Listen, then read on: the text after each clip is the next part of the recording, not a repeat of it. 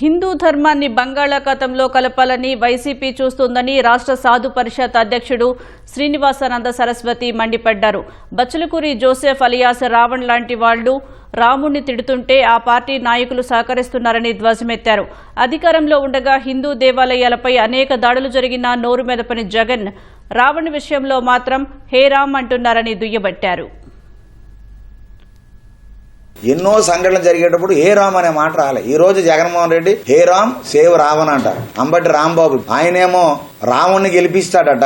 అలాగే కరుణాకర్ రెడ్డి ఎవరైతే ఉన్నారో ఆయనేమో ఈ ప్రశ్న రావణ్తో చక్కగా కూర్చొని మాట మంది మాట్లాడుకొని హిందువులు ఏం చేయాలనుకుంటున్నారు? అసలు ఈ రాష్ట్రంలో హిందువులు బ్రతకనివరా? ఈ రాష్ట్రంలో హిందువులు ప్రశాంతంగా మా దేవుళ్ళని మేము మొక్కుకునేవరా? మా పూజలు మేము చేయనివరా? మా దేవుళ్ళని మేము గౌరవంగా ఆరాధించుకునేవరా? మీకు ఏమిటి అంత అక్కసు?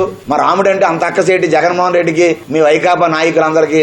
7 కొండల వెంకటేశ్వర స్వామి 7 కొండలు కాదు 2 కొండలు అనే వ్యక్తులు, నాయకులు, మహానాయకులు ఏమైపోయారో కూడా మనకు తెలుసు. హిందువులు తడాక ఏమిటో వైకాపా పార్టీ చూస్తుంది.